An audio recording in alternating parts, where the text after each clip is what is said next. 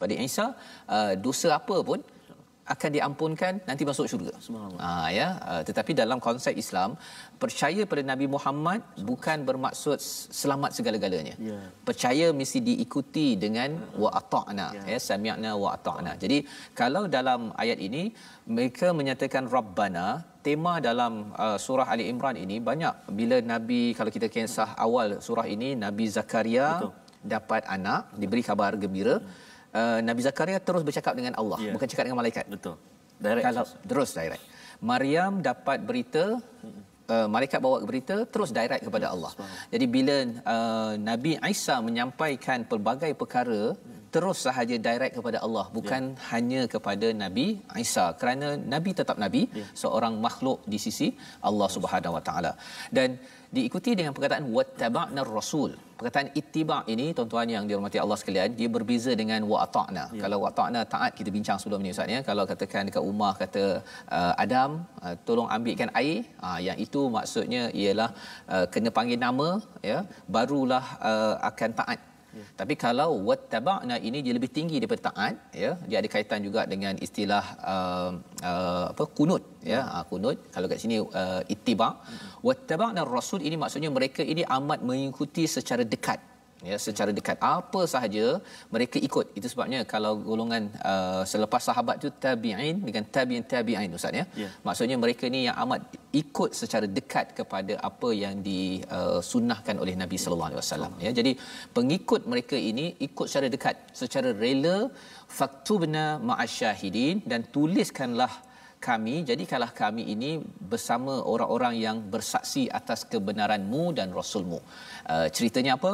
Maksudnya bukan sekadar kesaksian Nabi Isa, tapi kesaksian Allah itulah yang penting, kerana ini membezakanlah, ya, membezakan. Pasal kalau orang Kristian dia hanya ikut yang penting Jesus dah bersaksi, sudah kata selamat, maka dia rasa dah cukup, ya, walaupun dia yang cakap. Nabi Isa tak cakap pun dia selamat kan. Dia rasakan bahawa segala-galanya, kalau saya cinta pada Nabi Isa, Jesus, dah cukup, ya. Jadi apa yang berlaku bila mereka cakap begini, mereka berdakwah, mereka membawa kepada Allah SWT, pada waktu ini di kawasan Roman Ustaz ya, kerajaan Roman pada waktu ini, mereka tak puas hati kepada orang yang menyeru kepada Allah SWT. Ya, lebih kurang macam zaman sekarang lah, ya, kalau ada orang yang berdakwah yang mengajak selain daripada apa yang disuruh oleh pemimpin. Kalau pemimpin kita ke arah kebaikan, okey, kan, tetapi kalau pemimpin itu bawa ke arah kiri, kita kata jom kita ke kanan, maka pada waktu itu mereka tak puas hati kepada Nabi Isa, dan ada pengikut Nabi Isa ini yang membuat makar. Apa maksud makar? Allah cakap ada ayat 54, wa makaru wa makarallah. Mereka orang-orang yang kufur pada waktu itu membuat tipu daya untuk membunuh Nabi Isa. Ya, salah seorang pengikut Nabi Isa itu, ini kalau dia dalam Quran dan juga dalam hadis dia tak detail, ya, dia kalau dalam Injil Barnabas maksudnya, dia ada satu istilah sumber itu, ini bukan daripada Quran dan Sunnah.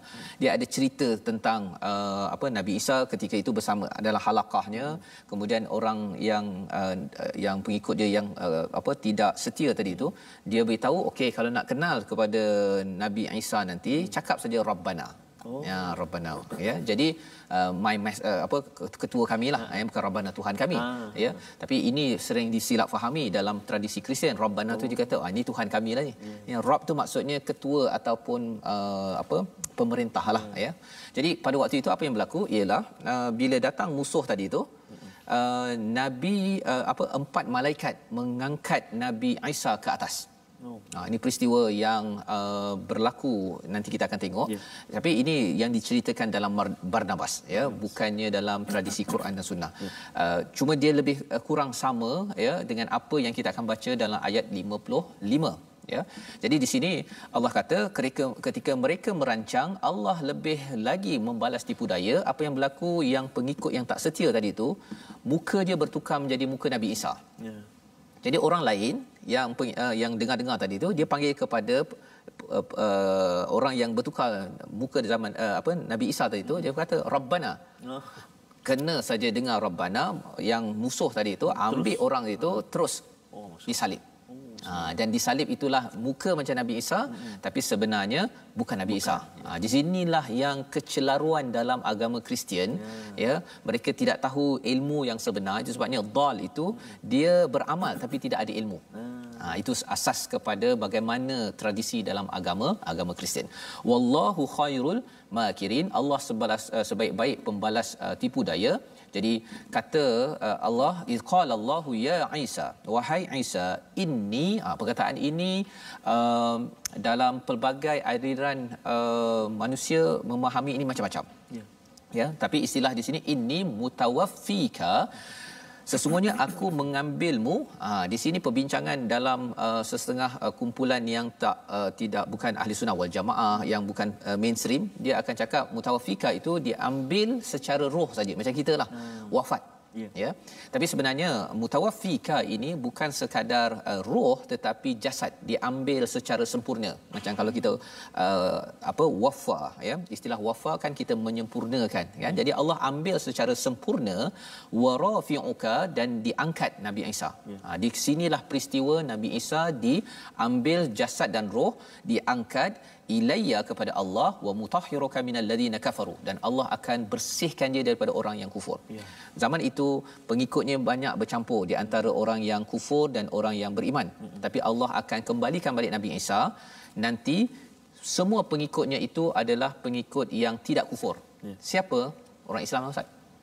Bila satu hari nanti Nabi Isa turun, wa ja'ilul ladina tabauka fawqal ladina kafaru, Allah akan menjadikan orang yang mengikutmu di atas orang-orang yang ingkar. Jadi orang-orang yang Islam akan melangkau ataupun lebih menang daripada orang-orang kufur, sama ada Kristian, Yahudi apa sebagainya. Tapi dalam agama Kristian mereka menunggu Jesus juga. Dia menunggu juga, dia rasa bahawa we are the one. Kan? Jadi ini perkara yang perlu kita beri perhatian. Dan ila yaumil qiyamah. Jadi bila bercakap tentang fauqa ini saja, dia menang, maksudnya ini melambangkan kepada satu pertembungan. Dalam agama Kristian mereka menggunakan istilah Armageddon. Armageddon. Di mana orang yang ikut pada Nabi Isa yang betul dengan yang kufur ini akan bertarung. Dan ketika ila yaumil qiyamah, dah dekat dengan hari kiamat, ini adalah antara petanda akhir zaman. Thumma ilayya marji'ukum fa ahkumu bainakum fima kuntum fihi tahtalifun. Pada waktu itu akan diceritakan ataupun ditentukan siapa yang betul, siapa yang tak betul. Dan tahtalifun ni, perkataan ini Ustaz, ya, sebenarnya adalah perkataan yang besar pasal disebabkan perbezaan pendapat ini, maka sekarang ni kita nampak pertembungan di antara ada orang beragama Islam, percaya Nabi Isa, ada orang percaya pada Nabi Isa agama Kristian, ada orang percaya Nabi Isa ataupun dia memandang lain sikit Yahudi. Dan ini perbezaan-perbezaan yang akhirnya nanti dia akan bertembung, ya. Dan ini adalah perkara yang kita doakan kita menjadi orang yang mengikut kepada Nabi Isa, ya, kepada Nabi Muhammad lah, ya, pasal Nabi Isa menjadi umat Nabi Muhammad. Jadi pada ayat 56 ini, kalau Ustaz boleh baca sikit, kerana di sini Allah menyatakan tentang kesan bagi orang yang berbeza pendapat tidak berasaskan ilmu. Silakan Ustaz. Ya, baik. Dalam ayat 56 saya 56. Memang ada satu kalimah yang perlu kita beri perhatian dari segi sebutan, ya, iaitu fa'u'adzibuhum. Ada hamzah, ada ain. Jangan dua-dua hamzah, fa'u'a ataupun dua-dua ain, fa'u'a. Jadi kena hati-hati kat situ. Ya, saya baca Ustaz, ya. Betul Ustaz. Saya baca Ustaz, ya. A'udzubillahi minasyaitonir rajim. فَأَمَّا الَّذِينَ كَفَرُوا فَأُعَذِّبُهُمْ عَذَابًا شَدِيدًا فِي الدُّنْيَا وَالْآخِرَةِ وَمَا لَهُم مِّن نَاصِرِينَ. Sadaqallahul azim. Maka adapun orang-orang kafir, maka akan aku azab mereka dengan azab yang sangat pedih di dunia dan di akhirat, sedangkan mereka tidak akan memperoleh penolong. Maksudnya ini adalah satu ancaman Allah kepada orang-orang yang kufur kepada keimanan pada Allah secara umum, tapi lebih spesifik kepada Nabi Isa, kebenaran Nabi Isa. Maksudnya kalau kufur menjadi orang Kristian, Allah akan mengazab mereka ini azaban syadida. Allah tekankan lagi amat sengsara fi dunya wal akhirah. Bukan sekadar di akhirat, ya, di dunia lagi dah. Dan kefahaman perkara ini bukan sekadar Allah akan azab secara massa ataupun secara menyeluruh, tetapi boleh saja secara individu, ya. Apabila seseorang itu kufur, kesannya ialah dia mungkin stres, ya, dia cepat sakit hati, sakit jiwa, ya.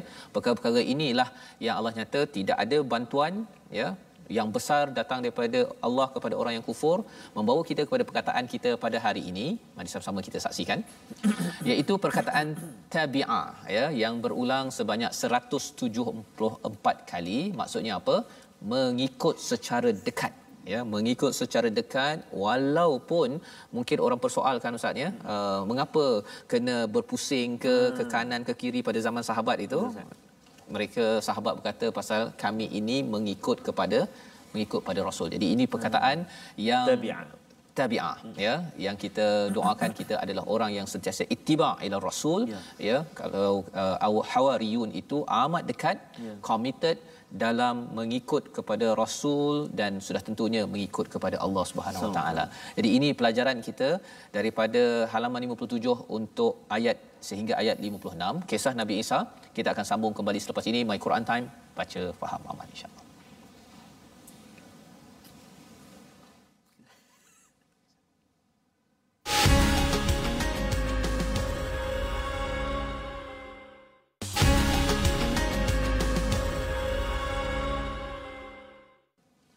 Ya Rasulullah, ya Habiballah,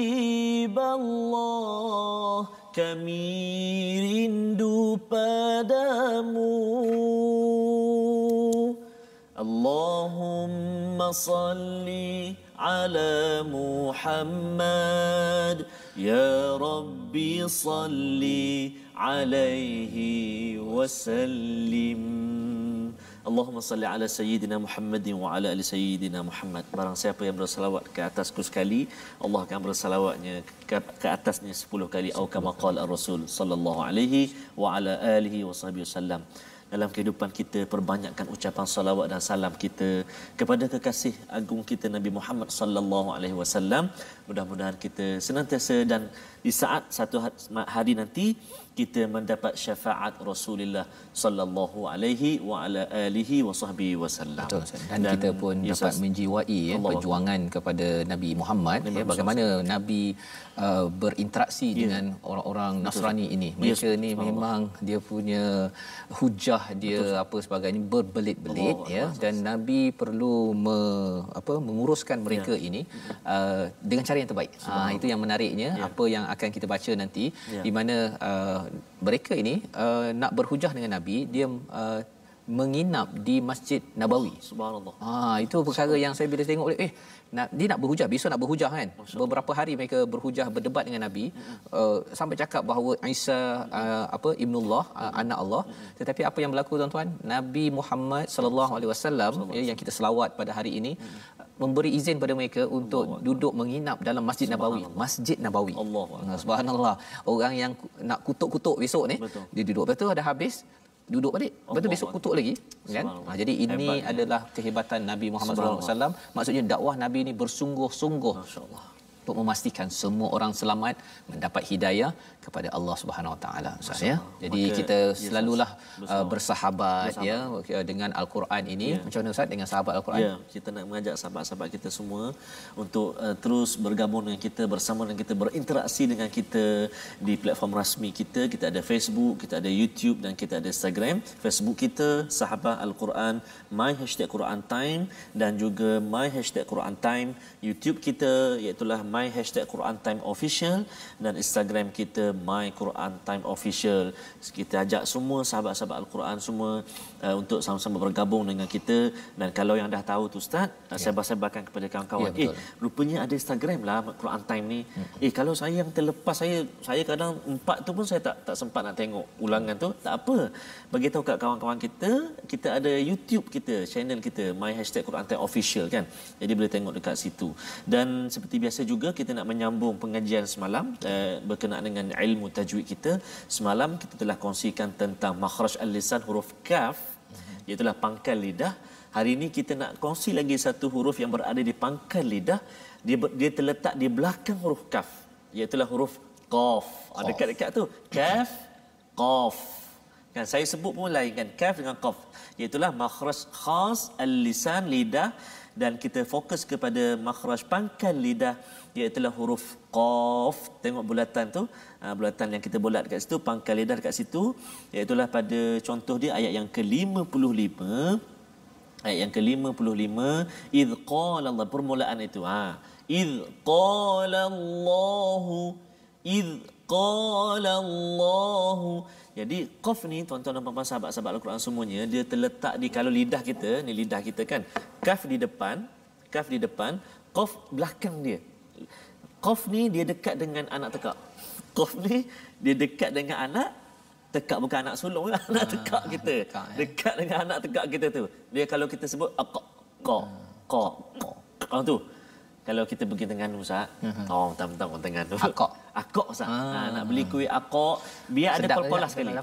Nak beli kuih akak RM5. Dia akan bagi ekstra sebab ada kol-kolah sekali. Jadi jangan kita cakap nak beli kuih, nak beli apa ni berapa ringgit akak. Jadi dia tukar tu. Ni awak nak akak ke akak ni?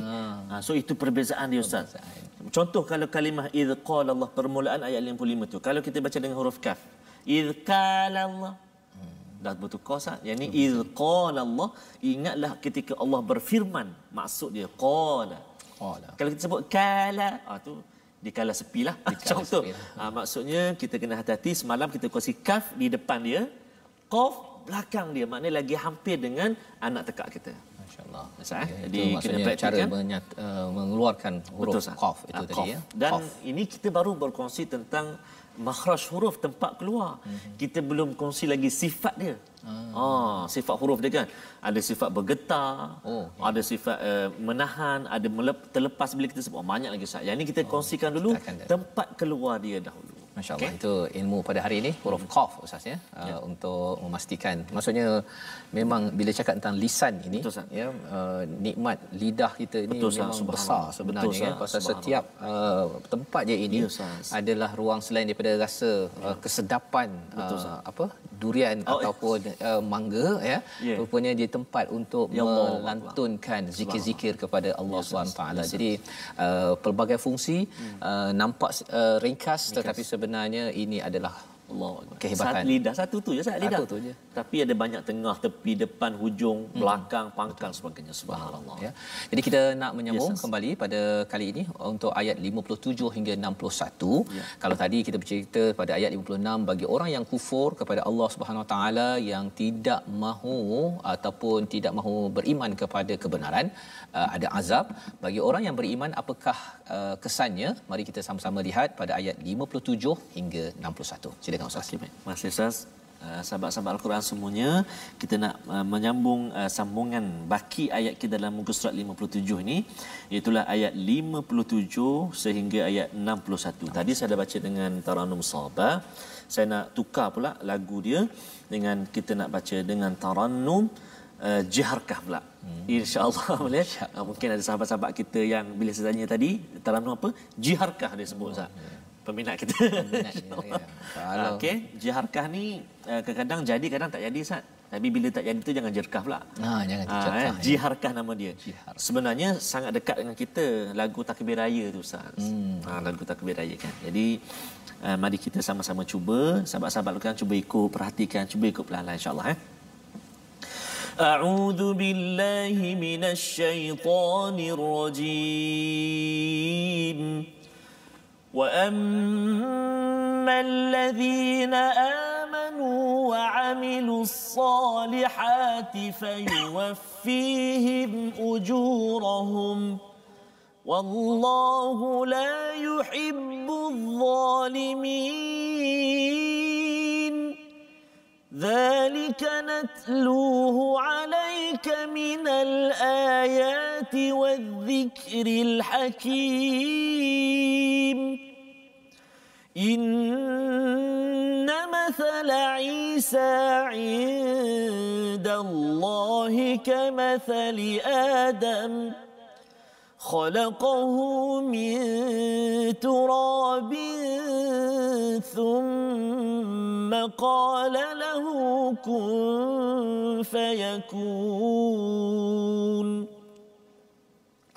الحق من ربك فلا تكن من الممترين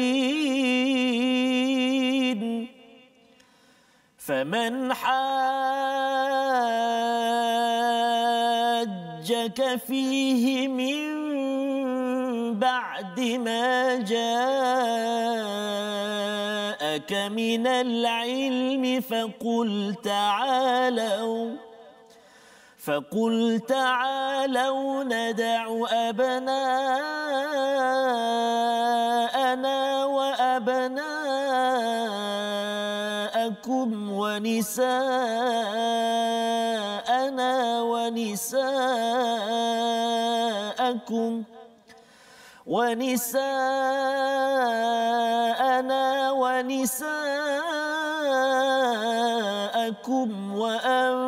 وأنفسنا وأنفسكم ثم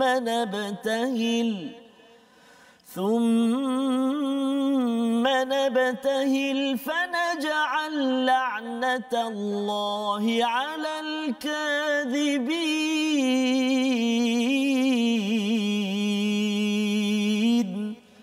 صدق الله العظيم. Surah Al-Azim ini ayat 57 hingga 61 seterusnya menyambung kepada orang-orang yang beriman ya. Apakah balasan kepada orang-orang yang beriman kepada Nabi Isa, kepada Nabi Muhammad sallallahu alaihi wasallam kepada kebenaran? Wa ammal ladzina amanu, orang-orang yang beriman dan beramal soleh, maka Allah menjanjikan fayuwaffihim ujurahum, Allah akan beri ataupun sempurnakan. Istilah fayuwaffihim itu daripada perkataan wafa, iaitu disempurnakan ganjaran kepada mereka. Wallahu la yuhibbuz zalimin, Allah tidak suka kepada orang yang zalim. Ceritanya Ustaz ya, kalau katakan ketika kita buat baik, ada orang yang berbuat zalim kan, kita rasa macam ya Allah, aku ni kalau macam contohlah kan, kalau dekat jalan raya kita beratur tiba-tiba zas kan, ya, bukan satu lain orang tap lagi ya. Kita ni beriman beramal soleh lah ni kan, pasal kalau katakan saya pun boleh juga kan, saya pun ada pedal, ada brake, saya boleh je zap ke sana, tetapi kerana kita masih lagi beriman dan beramal soleh, kita rasa macam bila saya nak dibalas ini, Allah kata fayuwaffihim ujurahum, Allah akan sempurnakan ganjaran. Bukan Allah biarkan saja. Itu contoh ringkaslah Ustaz ya. Tapi kalau kita bercakap tentang di peringkat dunia, bila bercakap tentang orang yang bukan Islam menzalimi kepada orang Islam ya, ataupun sesama Islam kalau dia tidak beriman pada Al-Quran ataupun tak mengamalkan Al-Quran, dia menzalimi sesama orang beriman, Allah akan pasti sempurnakan. Istilah kat situ fayuwaffihim, sempurnakan. Jangan rasa ya Allah, aku rasa macam kan ruginya lah kalau aku ni jadi, aku boleh balas kan. Sebenarnya Allah akan balas ya, balas dengan lebih banyak kebaikan, kerana Allah menyatakan wallahu la yuhibbuz zalimin, Allah tidak suka kepada orang yang zalim. Dan kalau kita ada terniat nak menzalimi seseorang, sebenarnya Allah memberi amaran Allah tidak suka. Bila Allah tidak suka ini, maksudnya salah satunya ialah kita kena takutlah Ustaz ya. Jangan pula kita rasa macam sikit-sikit takkan tak boleh kot kan. Okey, tak. Ini adalah warning, amaran daripada Allah Subhanahu Wa Taala. Pada ayat 58, zalika natluhu alayka minal ayati wadh-dhikril hakim, ya, iaitu pada ayat 68 ini ataupun 58, demikianlah kami bacakan kepadamu wahai Muhammad sebahagian daripada ayat-ayat dan peringatan yang penuh dengan hikmah. Zalika natluhu maksudnya kami bacakan. Nabi Muhammad tahu pasal Nabi Isa ini Ustaz, bila kita tengok nak memahami surah Ali Imran ini satu demi satu. Betul, satu ialah memang saya pun tak tahulah kan, tak tahu cerita ini. Dan kalau Nabi Muhammad tanpa wahyu daripada Allah, Nabi Muhammad pun tak tahu. Betul. Tak tahu.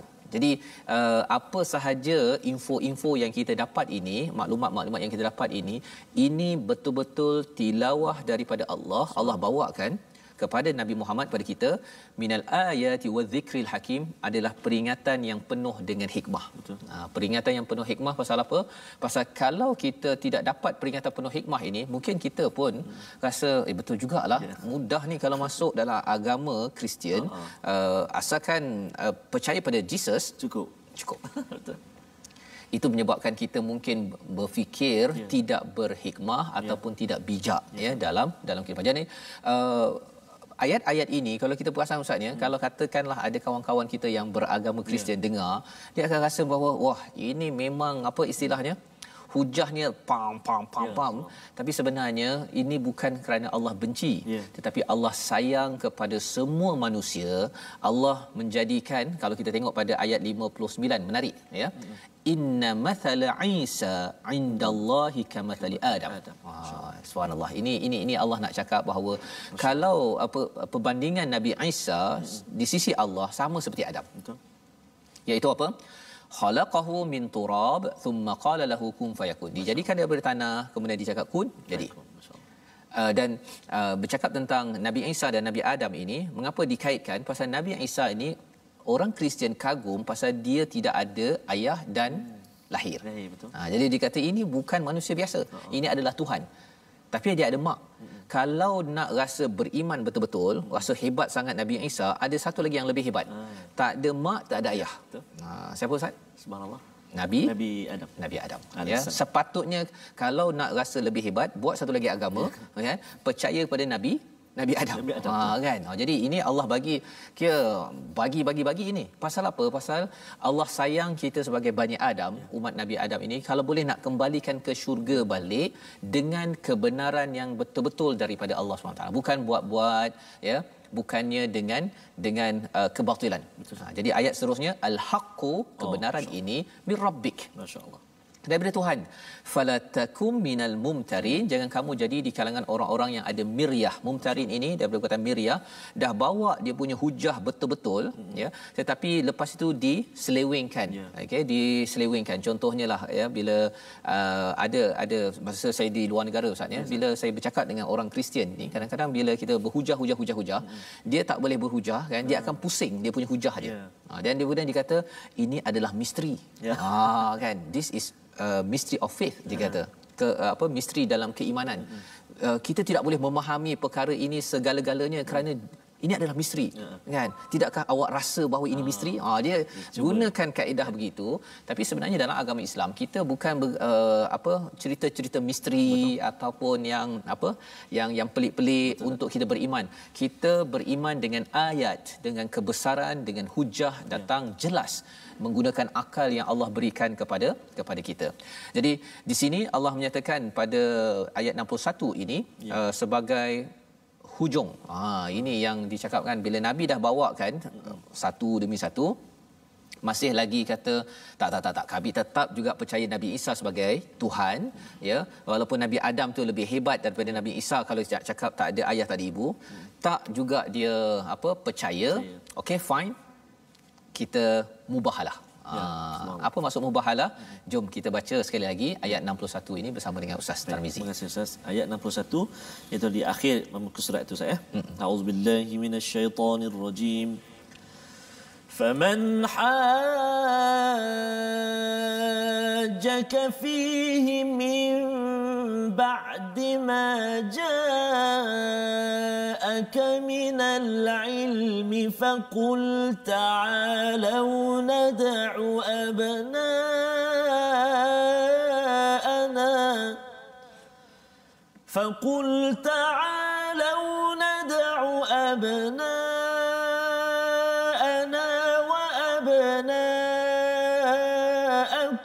ونساءكم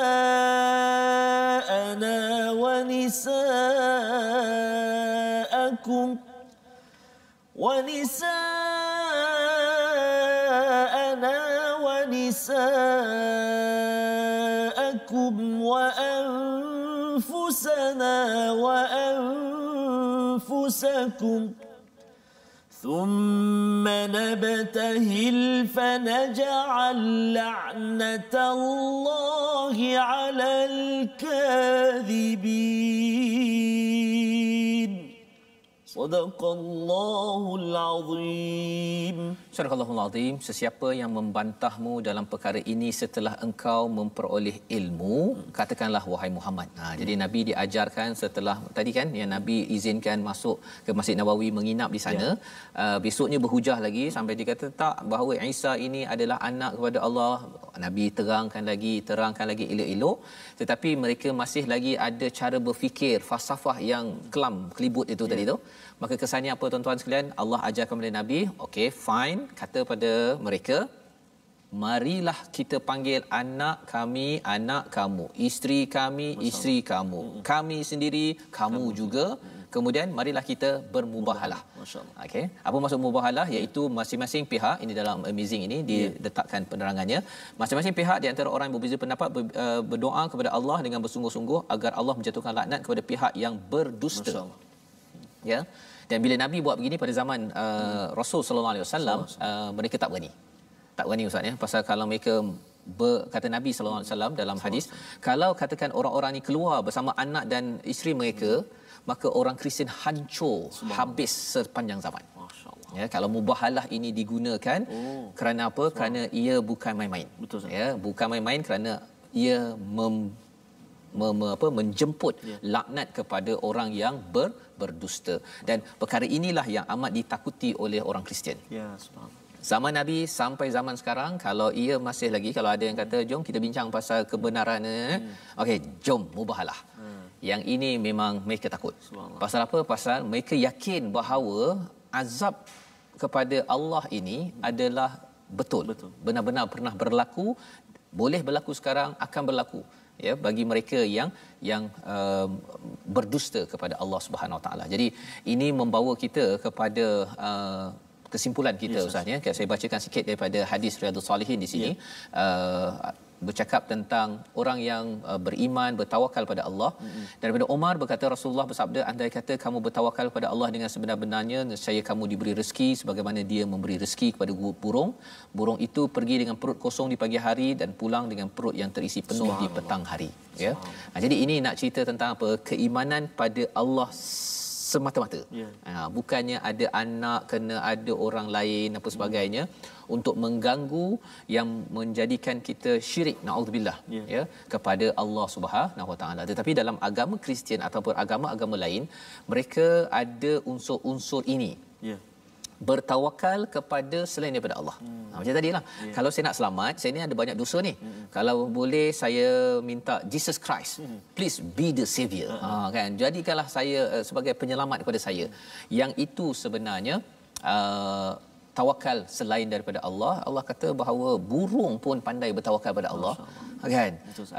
Seganlah kalau kita ini bertawakal selain daripada Allah yang satu. Membawa kita kepada resolusi kita, 3 resolusi pada hari ini. Mari sama-sama kita saksikan. Yang pertama daripada ayat yang ke-54. Ya, apakah poin yang kita dapat jadikan sebagai resolusi, iaitu jangan melakukan tipu daya pada Allah yang amat bijak menyusun strategi. Ya, kita rasa macam kita boleh tipu ni kan, boleh corner sana, cut corner, tetapi sebenarnya Allah kata Allah pernah merancang, dan salah satu buktinya pengikut Nabi Isa yang yang tidak amanah itu ditukarkan. Ditukarkan dan akhirnya terbunuh disalib. Yang pertama. Yang kedua, tetap beriman dan melakukan amal soleh kerana Allah tetap beri ganjaran walaupun kita rasa tak puas hati, tapi Allah akan puaskan hati kita dengan ganjaran yang sempurna berdasarkan pada ayat 57 sebentar tadi. Dan yang ketiganya, kita beriman dengan kebenaran, bukan teka-teka, ya, bukan dengan samar-samar seperti orang Nasrani yang diasak oleh Allah dalam surah Ali Imran ini. Mengapa diasak? Dengan bertubi-tubi, kerana Allah nak membawa seluruh manusia, kalau nak beragama, berimanlah dengan kebenaran, bukannya dengan kesesatan. Itulah yang kita doa, ghairil maghdubi alaihim waladdallin, bukan dengan kesesatan. Ya Allah, saya nak atas hidayah orang-orang yang pernah diberi nikmat. Mari sama-sama kita berdoa agar Allah pimpin kita atas hidayah terbaik menuju syurga. Silakan Ustaz. أعوذ بالله من الشيطان الرجيم بسم الله الرحمن الرحيم Alhamdulillahi Rabbil Alamin. Wassalatu wassalamu ala Rasulillahil Amin. Sayyidina Muhammadin wa ala alihi wa sahbihi ajma'in. Allahumma salli ala Sayyidina Muhammadin wa ala ali Sayyidina Muhammad. Allahumma ya Allah wa ya Rahman wa ya Rahim, tetapkanlah iman kami ya Allah. Kukuhkanlah iman kami kepadamu ya Allah. Jangan jadikan dalam hati kami perasaan ragu-ragu akan ketaatan kepadamu ya Allah. Jangan jadikan kami ragu-ragu ataupun was-was terhadap segala titah perintahmu ya Allah. Akan tetapi jadikan kami hamba-hambamu yang benar-benar beriman kepadamu ya Allah. Ya Allah, ya Tuhan kami, kuatkan iman kami. Lantaran itu kuat juga kami bersahabat dengan kalam-Mu Al-Quran, membacanya, memahaminya, mentadaburinya dan juga mengamalkannya ya Allah. Birahmatika ya Arhamar Rahimin. Permudahkan kami ya Allah, permudahkan kami ya Rahman, permudahkan kami ya Rahim. Wa sallallahu ala sayyidina Muhammadin wa ala alihi wa sahbihi wa baraka wa sallam. Walhamdulillahi rabbil alamin. Minna wa minkum taqabbal ya karim. Amin ya rabbal alamin. Terima kasih Ustaz membacakan doa sebentar tadi sebagai satu pendambaan kita kepada Allah SWT agar Allah memimpin kita ya pada setiap masa dengan panduan Al-Quran dan kita terus kekal ya, walaupun mungkin ada yang berkata menariklah agama Kristian ini pasal dia ada loving kan, kasih sayang. Sebenarnya kasih sayang itu lebih banyak di dalam agama Islam ini bila kita lihat kepada isi kandungan Al-Quran. Allah sayang dia, kalau mak sayang Ustaz ya, maksudnya dia ingatkan berkali-kali kan untuk belajar, untuk jaga kesihatan dan sebagainya, berkali-kali. Pasal bukannya mak benci mengingatkan banyak kali itu ya. Dan dalam konteks ini lebih daripada itu, walillahil a'lam mathalul a'la, maksudnya ialah Allah mengingatkan berkali-kali ini adalah untuk kita mendapat hidayah, jangan terheret pada kebatilan. Ini membawa kita kepada platform kita Wakaf untuk Ummah, satu usaha di mana kita ingin menyebarkan kasih sayang dan rahmat Allah ya melalui mushaf yang ada, yang akan ditatap oleh lebih ramai lagi insan-insan yang mungkin tidak berkemampuan daripada sumbangan tuan-tuan.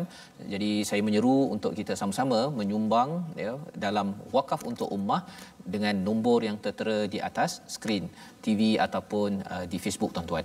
InsyaAllah kita akan bertemu lagi Ustaz ya pada jam 5 petang, pada jam 10 malam dan 6 pagi ya, ini pada hari Isnin hingga Jumaat. Itu masa-masa kita bertemu untuk mengulang kaji balik apa yang telah kita pelajari dan kita mengucapkan ribuan terima kasih kepada Mufaz yang membawakan program ini dan juga pada tuan-tuan yang bersama My Quran Time, baca, faham, amal insya-Allah.